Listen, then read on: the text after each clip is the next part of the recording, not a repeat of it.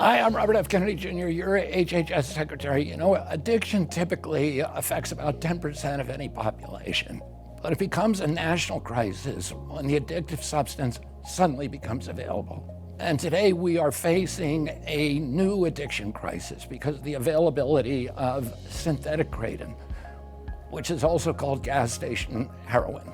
Our focus is not on kratom or the kratom plant.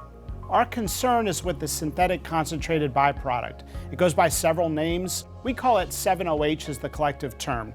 7-OH is not just like an opioid. It is an opioid, and yet it is sold in vape stores, in smoke shops, in convenience stores, and gas stations. And they're marketed for children. They're gummy bears. They're bright colors. They're candy flavored. It's legal, but it's an addiction that's ruining lives. So we are issuing a report from the FDA to educate doctors and parents alike. We want everyone to understand the risks. 7-OH is 13 times more potent than morphine. The FDA is going to be recommending that the DEA consider the synthetic concentrated byproduct of kratom called 7-OH as a Schedule I controlled substance. And so that's part of our efforts here.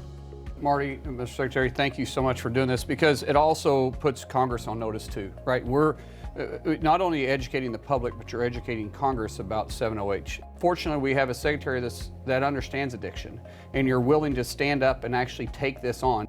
Thank you, Senator Mark Wayne Mullin. This is a product that is today available in gas stations all over America and smoke shops and vape shops. You need to have that conversation with your kids, and you need to have that conversation with your physician.